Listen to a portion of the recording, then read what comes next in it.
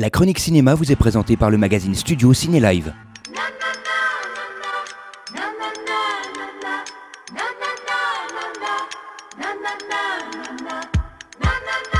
Bonjour à toutes, bonjour à tous, bienvenue dans cette chronique cinéma qui, je l'espère, chaque semaine vous donne envie de sortir et d'aller au cinéma. On ne change pas une équipe qui gagne. Manon est là. Eh oui, bonjour. Bonjour Manon. Alors, quelles sont tes sélections pour cette semaine ?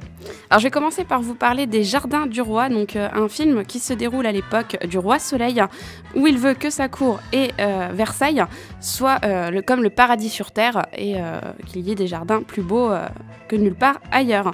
Et pour cela, il va faire appel à son célèbre paysagiste, André Le Nôtre, qui lui-même va demander de l'aide à une artiste aussi douée que volontaire. Il s'agit de Sabine de Barra, qui elle aussi conçoit de merveilleux jardins. Donc André Le Nôtre va être fasciné par l'originalité et l'audace de la jeune femme et va donc la choisir pour réaliser le Bosquet des Rocailles, donc une pièce maîtresse des jardins, une salle de bal à ciel ouvert qui est là évidemment pour éblouir l'Europe. Donc tout en donnant son maximum, Sabine va tenter de mener l'incroyable en terminant le chantier monumental à temps, mais elle va vite s'apercevoir qu'à la cour, avoir du talent ça ne suffit pas. Il faut aussi maîtriser l'étiquette et naviguer entre les eaux troubles des intrigues. Donc la jeune femme va défier les barrières sociales et les barrières liées à son sexe, et elle va même nouer une surprenante relation avec le roi et gagner la confiance du frère du souverain, le duc Philippe. Donc au-delà des interdits et des passions, et au cœur d'une cour sur laquelle le monde entier a les yeux rivés, Sabine et André Le Nôtre vont donc tout donner et vont tenter de braver tous les obstacles pour porter le rêve de leur vie. C'est un film qui a été réalisé par Alan Rickman. On retrouve dans les rôles principaux Kate Winslet et Matthias Schoenaerts. Alan Rickman y incarne également le roi Soleil. D'accord, ouais. Donc c'est un film magnifique, poétique, tout en finesse. Moi, je vous le conseille. Il s'agit des Jardins du Roi et ça sort cette semaine. Oui, alors effectivement, de très très beaux décors, de très beaux costumes. Forcément, on se remet vraiment dans l'époque. En 1682, précisément. Alors tu vois, pour être précis dans les dates. Mais c'est vrai que là, on retrouve une Kate Winslet qu'on ne l'avait pas vue depuis très longtemps. Elle est vraiment très talentueuse dans ce film. On a de très belles interprétations, ouais, effectivement. En plus, ouais. Donc vraiment un très très beau jeu d'acteur, de très belles photos, une très belle lumière. Franchement, c'est le film coup de cœur de cette semaine, allez-y. Et comme vous le disiez Manon il y a quelques instants, ça sort cette semaine et ça s'intitule Les Jardins du Roi. As-tu une autre sélection pour nous cette semaine ? Oui, un autre film, il s'agit de L'Épreuve, donc avec Juliette Binoche et encore Nicolas Coster-Waldau. Excusez-moi pour la prononciation. Non mais ça sera pas pire que moi, donc pour ça je te le laisse celui-ci. C'est gentil, merci. Alors il s'agit, on suit ici l'histoire de Rebecca, qui est une photographe de guerre de renommée internationale.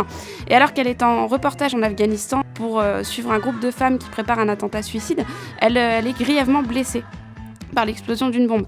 Donc elle est du coup rapatriée chez elle en Irlande et pensant se remettre de son traumatisme, elle va quand même devoir affronter une autre épreuve, celle que son Marcus et Stéphanie vont lui imposer. Car effectivement, il ne supporte plus l'angoisse provoquée par les risques que son métier impose. Ils vont donc lui poser un ultimatum et Rebecca va donc être déchirée entre les souffrances qu'elle fait subir à ses proches et sa passion de photoreporter. Que va-t-elle choisir ?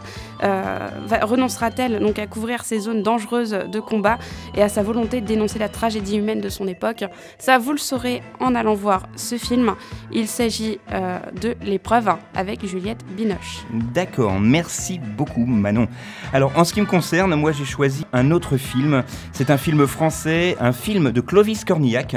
C'est la première fois qu'il passe derrière l'écran. Il sera derrière la caméra, pardon. Il sera également sur l'écran puisqu'il va interpréter ici un rôle dans ce film. Alors c'est très simple, hein, c'est l'histoire de deux voisins qui se détestent, mais alors de façon monumentale. Ça me rappelle d'ailleurs une histoire personnelle. Lui est un inventeur de casse-tête. Et elle, en fait, elle est vraiment bien rangée dans sa vie, mais un petit peu barrée, un petit peu quand même. Et forcément, eh bien, l'un va un petit peu embêter l'autre. Et c'est vrai que ça va créer des quiproquos. Ils vont se détester, ils vont essayer de tout faire pour faire déménager l'un des deux.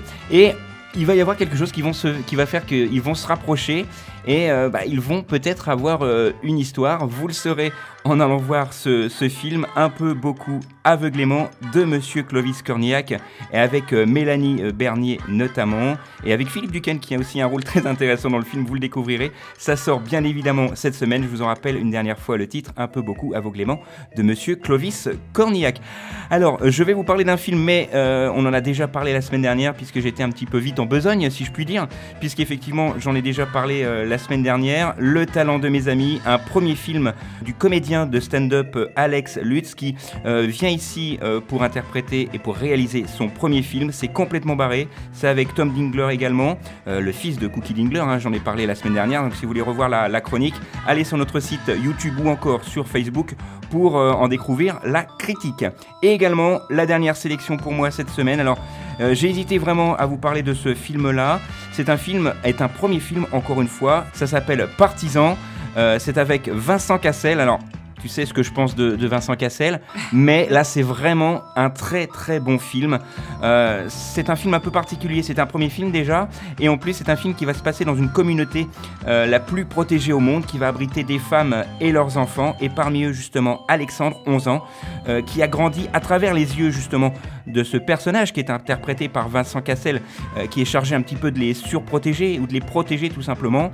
Eh bien il va être amené par des faits un petit peu inattendus à voir sa propre vision du monde. En sera-t-il capable après avoir été surprotégé? Vous le saurez en allant voir ce film. Ça s'intitule Partisan de Monsieur Ariel Kedman. C'est son premier film et il a donné l'interprétation principale à Vincent Cassel, et personnellement je crois que c'est un très bon choix. Oui, parce que pour moi Vincent Cassel a fait que très peu de bons films, mis à part effectivement le film sur le tueur en série Mesrine, qui était en 2 parties, et celui-ci qui est pour moi également un excellent film. Vous le retrouverez vraiment totalement différent des films comme on a pu le voir. Ça sort cette semaine, ça s'intitule Partisan, et bien évidemment ça fait partie de nos coups de cœur cette semaine. As-tu une autre sélection pour nous? C'est bon pour moi cette semaine. Eh bien, ça sera terminé pour nous. Simplement, prenez et notez sur vos agendas. The Way sera diffusé dans nos locaux de la Maison Saint-Sixte le jeudi 4 juin à 20h15 avec une soirée rencontre. On aura l'occasion de voir le film, de débattre un petit peu. C'est une bande comme ça de personnes qui vont arpenter les chemins de Saint-Jacques-de-Compostelle. On aura l'occasion d'en reparler. La diffusion, je vous le rappelle, aura lieu le jeudi 4 juin dans les locaux de la Maison Saint-Sixte à 20h15. Il y a très peu de place, donc commencez à réserver dès maintenant.